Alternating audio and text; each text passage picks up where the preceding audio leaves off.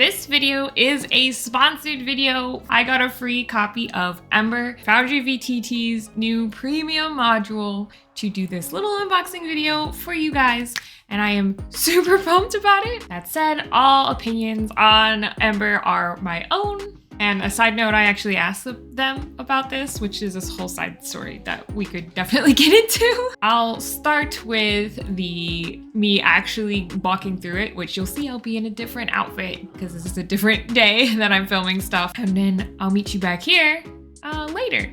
Editor KYLIE here, popping in to say if you would like to see a more concise review, go to this timestamp. I will also have it linked down below. Otherwise, this next bit is a little bit rambly because it's off the cuff and it's actually me clicking through everything. I tried to cut it down as much as I can to save you guys on time. Just a heads up. Okay, get back to it. I set stuff up, but I haven't opened anything. I haven't done anything with this. Please remember that this is like alpha 1 or something, so super early for this. So I did have to set stuff up for this because you had to be on version 13. Version 13 build 336. They're still testing version 13. I had to like set that up, and in order to do that, I decided to not upgrade my actual servers where I'm playing. I have so many games going on right now. I have 3 different licenses too, because I have West March's stuff coming up for the campaign. So if you are interested in that, go join the Discord. But then I also have my personal games that I run.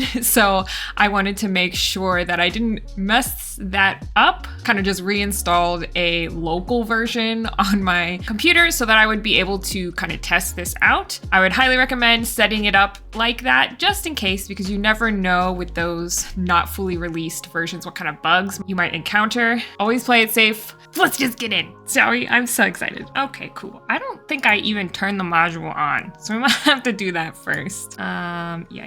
Tutorials, yes, tutorial. Ooh, the UI looks different. That's probably just ooh, it's pretty. Oh, that's just a version 13 thing that I didn't know yet. Very nice. I like this better. This is cleaner. Anyway, let's actually turn on the module, shall we? They recommended these 4 modules on here. I had all those anyway, so here we go. Reload, baby. Ooh, that. Let's import the adventure. Ooh. Oh my god. Okay, wow, should I have headphones on? I should probably have headphones on. Oh yeah, I should have had headphones on. You guys probably could have heard it, but I didn't. Oh my god. Okay, so welcome to Ember. Ember is a vast world of rich history, vibrant cultures, imaginative places, and dramatic conflicts. As a game, Ember is both an original fantasy setting and a long-form campaign of epic scale. So my understanding is that this is its own game system, but also could be played with like D&D 5e. The sound design also, whew, beautiful. Okay. Whether you're using Ember as the backdrop for your own storytelling and adventures, or whether you are experiencing its canonical, is that how you say that word? Story, we hope you find this world sets a new standard for immersion, engagement, and innovation, and memorable storytelling. Here's a plot synopsis. I don't want to give too much away. This is Alpha 1. Alpha 1 includes support for Dungeons & Dragons 5th edition, which is what we're going to be testing it on today. Rules adaptations for creatures use the new 2024 system rules, which is good to know. So I'm probably gonna like cut this up. I'm sure it'll make the music weird. I'm gonna just skip along so you can kind of feel what I'm feeling as we go through this, as we reveal all of these things. This is a beautiful journal system. What is this stuff up here? We're getting ahead of ourselves. Oh my god. So pretty. Okay. What is this in the sky?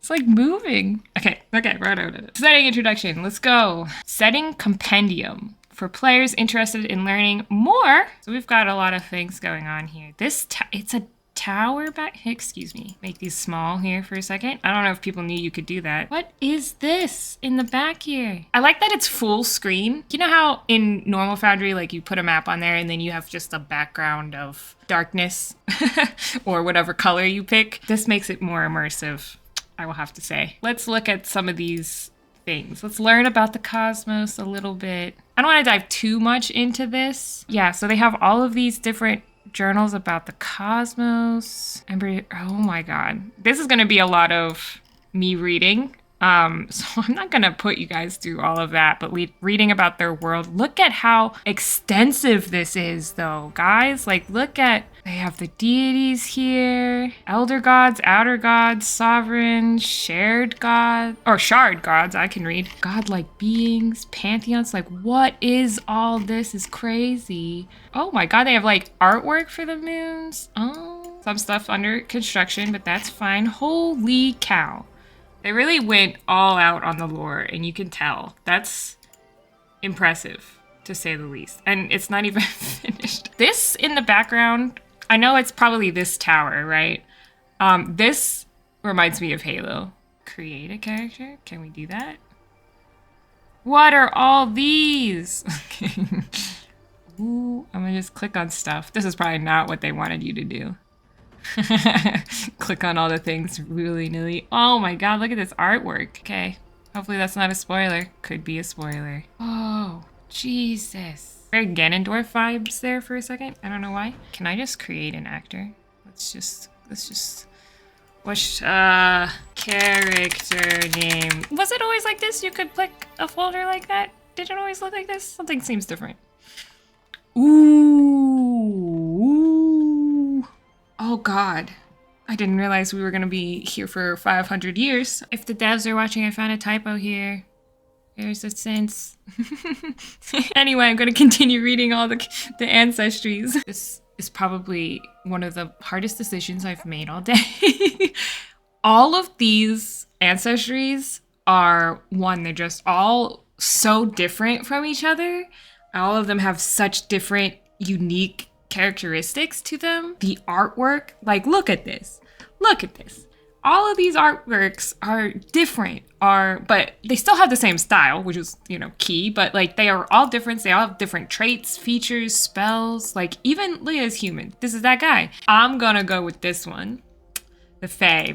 Fae? I hope that's how you say it. And since they're Fireborn, I'm gonna name them Cinder, which is like the second time I've used this name for a character. I read through all of them because I was like, I can't not. And so here we go.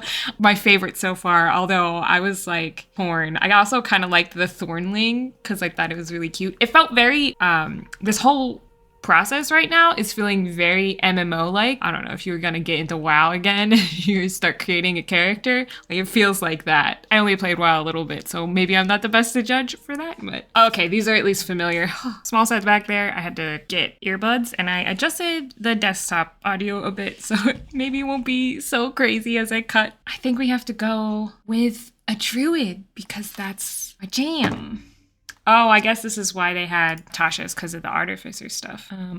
We gotta go with this. 27 points remaining. This is nice, though. It's all, like, built in. Oh, God, I went just so vanilla over here. I should have a dub stat. Maybe let's just be very weak. My class, what's my culture?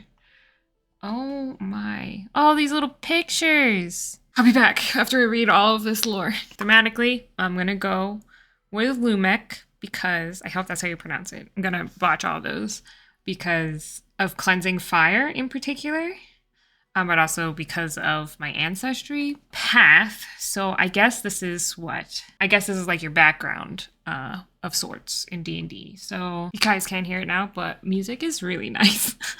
So I lied. This was the hardest. There were so many really great options for path. I am still not sure I'm picking the right one, but luckily I don't have to play yet. So I'm gonna go with this Syndaric Initiate. I can read. The Syndaric sages of Ordain are well known to send their members out into the world, teaching others about the heart of Ember. Get some path traits here, so like have skill proficiencies, tool proficiencies, some knowledge on specific things, which I love that idea in general. And then we get to increase things more, and I don't even know. Attunement. Oh, what? Are these all the moons? Cool. Look at all these options though. So beautiful. I like that the screen changes too. Oh, it's a moon. That's the thing I saw. It's a moon. We're gonna go with this one. Chaos. Brought my attention on the main screen, so maybe that means something. Oh my God, you can build your whole token. All right, I don't know why I look through all of them. I always go with the pony. Can I change the color? Oh, can we just make it green?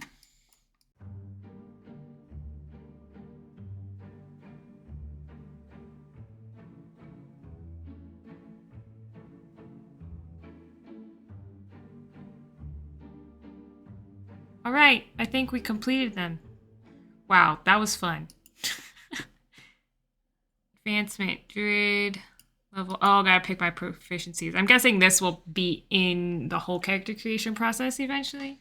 Okay, we put our thing in the party, our token. This is a nice little icon. I like that. Okay, when you're ready to start, activate this. Has it always done that? No, that's nice. First gameplay event, sheltered campsite. Oh my god. Is this... How freaking big is this world? Setting the scene, so I'm guessing you would read this text here.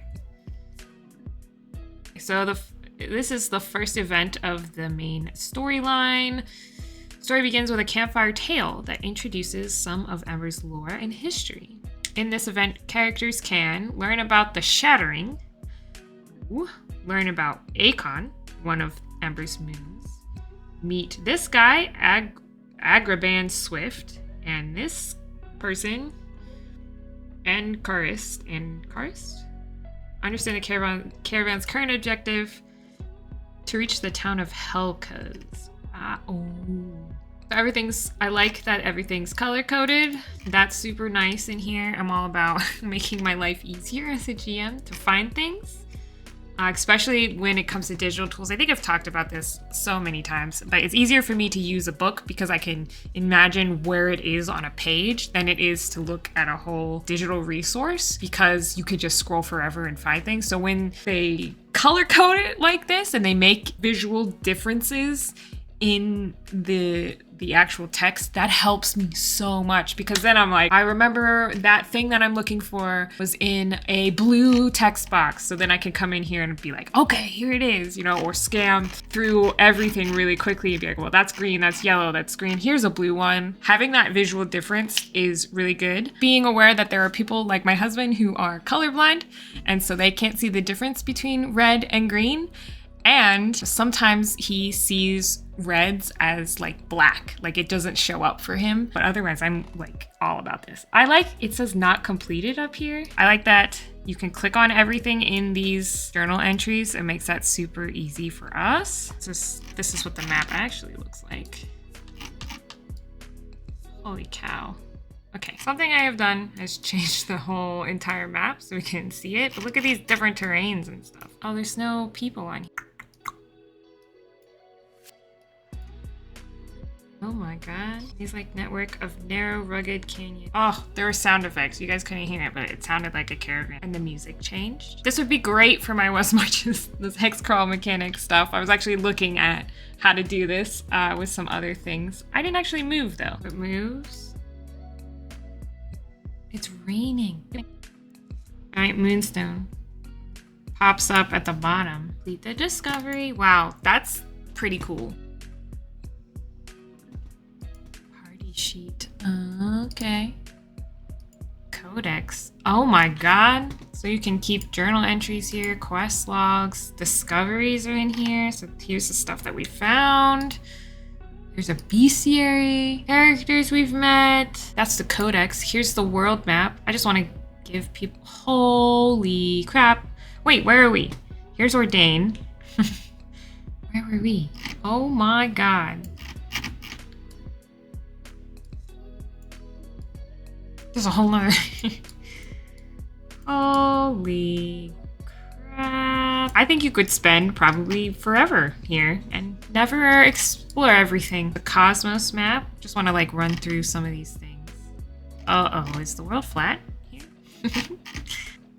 Here's just a little map. Just to show what this looks like. Let's put an actor on here. Walk us around. There's sound effects for walking around. As you get closer to this waterfall, you can hear water. Obviously took advantage of all the Foundry features, so let's just look at some of the creatures too. Oh god, that's huge. Okay.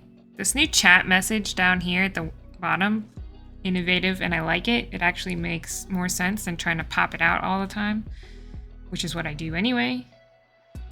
No animations or anything that I can see. Oh my god, I did not change my dice. I think I've seen enough. Have I? Now that my jaw is off the floor and I've had a little bit of time to gather my thoughts a little bit, let's actually chat about it.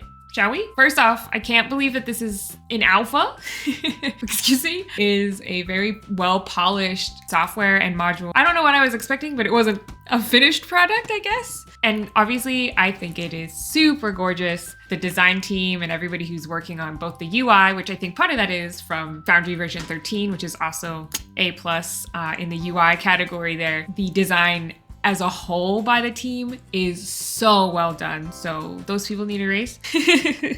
So since we're talking about the overall aesthetic, let's talk about the journal entries here, because you guys know, as I have reviewed a few other modules in the past, I can put some links up. The journal entries are where DMs spend a lot of their time. I mentioned in the past how, for me personally, it's always really hard to jump from journal to journal, because for me, I'm a very visual person, so that's why I like having a hardcover copy of a book as well as the digital resources, because for a digital book, I could be like, okay, I know it's about halfway through the book, flip open to it, find the section on the page and visualize where it is on the page. I love what they kind of did with this. They have some bolded like dividers for each section in that red to separate things. They have different colors for each box. While I was unboxing it, I mentioned that my husband has red-green color confusion. I did have him look at it because that is the most common color blindness there is, and he had no issues differentiating from the colors, which is good. That means the contrast was high enough. You can tell when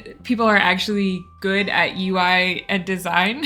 It's not all about colors, but use of, you know, the tools at their disposal to make things stand out in the journal entries for me, which I super appreciate. But another thing that I loved about Ember in particular, was just the overall feel. Even the journal entries feel like you're a part of a different world, feel like you're a part of something just based on the design, and they keep that theme throughout everything, and that is A+.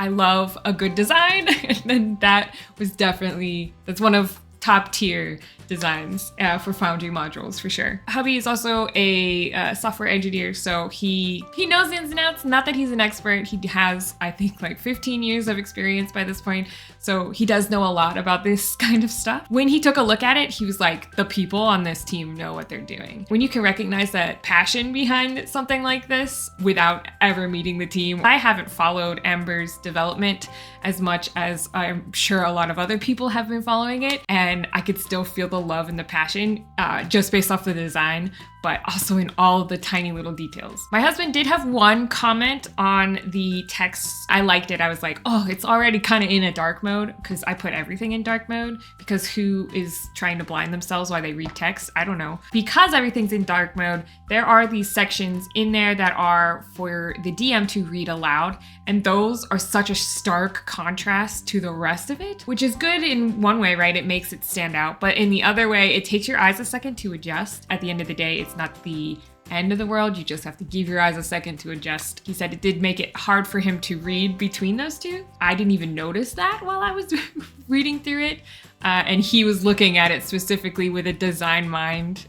So who knows? Oh, let's talk about content, because it's so extensive. I did not have a chance to read through everything, and a lot of stuff seems like it's still in development content-wise. But despite that, for the alpha, there's still so much world lore that I just want to sink my teeth into. And the fact that it's not even done blows my mind, because even just the gods and the religions pages, journal entries, and then there's all these moons and like just the world lore, I can tell there's a lot of stuff going into that. I also enjoyed that the journals themselves walk you through like running stuff in Foundry. Good to have, because occasionally you're like, what am I supposed to do? Foundry is so robust. There's a lot of tools at your disposal. It's hard to remember what you can do in the software. Having those laid out, because it tells you activate this scene. And what better tutorial than from the people who've made the software themselves? I could see like new DMs coming into Foundry for the first time, seeing this and having this all-inclusive package, but then having those, almost their hand being held as they walk through the first few sessions. Just see that being really helpful for beginners. I think if you're an experienced user, those little tidbits aren't going to change, make or break, or change your perspective on the journal entries. Sometimes they remind me of things that I haven't been using. The maps are huge. You know me as a map making fiend.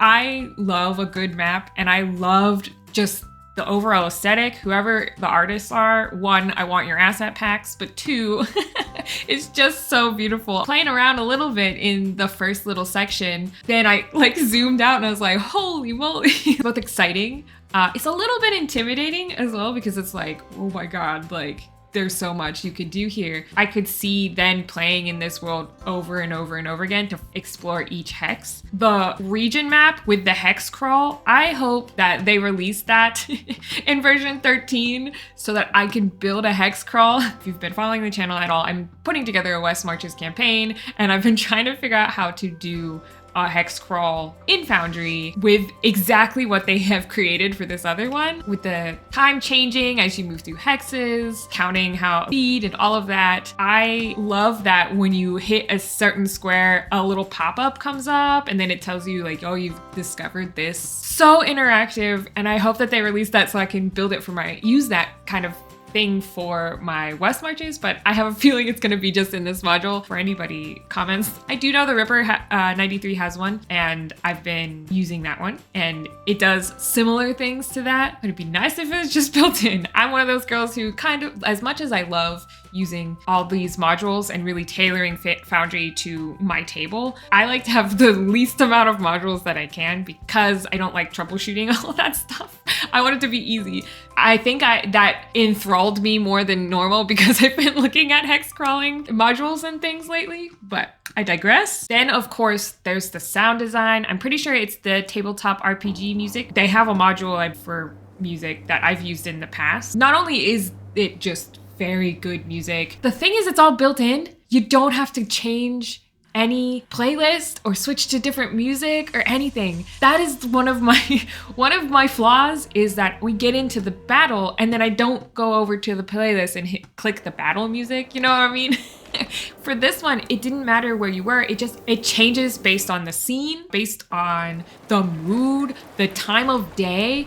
Like, it was just blowing my mind that these things were happening and I didn't have to touch a music playlist, and that is one less thing DM me has to deal with. I mean, you can set it up to autoplay on like a specific scene, but not like as fluidly as this one is working. And I think because it's so seamless like that, it really helps with that immersion piece. They even had sound effects for different things. I didn't try combat, so I don't know if there's any sound effects for combat or if that's coming, but like when I was moving the cart from one place to another, you could hear the wheels. I could hear someone moving through the forest when I was moving a token around. It was really cool to hear that as you move tokens, and now I'm like, can you do that in regular Foundry? And I'm just an idiot and I didn't do that, because that kind of changes a lot of things. But I digress. So those sounds and things really made it more immersive for me. All right, finally though, let's talk about the character creation. Be ready, because this is one of those things I spent way too long. I was spending so long in the character creation. By the time I got to the token part, I was like, we just got to get through this, because I gotta film, I gotta write a video. I can see myself. I'm one of those players though that opens up Baldur's Gate 3 and just like makes a character and then doesn't do anything with that. That to me, that aspect, the character creation aspect, felt the most video game-like to me. The rest of it still felt like D&D. Just virtual. That character creation process made it feel like, I don't know, like an MMO or, or Baldur's Gate 3. I can see that being a turnoff for some people, because some people are kind of afraid of video gamifying. That's not words, but you know what I mean. People are afraid of making D&D feel more and more like a video game. I am not one of those people, because character creation is extremely hard for new players to wrap their heads around. And in this particular case, there are so many different ancestries and cultures to kind of go through. And that was a little bit overwhelming as someone who didn't have any real world lore until I sat down at the computer. So I do think that could be a little bit overwhelming. But then there's the other part of me that's like, this is exciting. All of these things are different. I could make so many different characters here. So I could see this in like a session 0 so that you guys can walk through it and talk about the different races, that kind of thing. I felt like the token builder was an aspect I didn't realize I needed in Foundry. Felt like there were too many options, but maybe that was because by the time I got to that point, I was trying to rush myself through it. I felt like I had been making decisions all of this time, and then you get to that part and there's even more decisions. I could see decision fatigue kind of kicking in right then. As long as you're able to edit your token a little bit in the future, that wouldn't bother me at all. And then the other thing I was wondering is what happens when you level up, which I didn't test or anything. That was a thought process I had after. So I definitely did not go over every aspect of Ember in this video because it is extensive. One, there's just so much world lore that I could dive into and I wanted to sink my teeth into. I didn't try combat because I wasn't really running it with any players or anything. That said, if you'd like to help them with alpha testing, you can pre-order this right now. And so let's talk about price because I think that is super important. It's about $100 US, which to me is a little bit expensive. It's definitely something I personally would have to budget for. For me personally, I would definitely be waiting until it was fully released to purchase the full thing. So I totally get it if $100 is not something you guys want to spend. When I think about it, in general, I typically buy a module. So modules can be anywhere between like $20 to $40. So if we go with a good 30, I also typically buy the physical copy of a book, which could be about $50.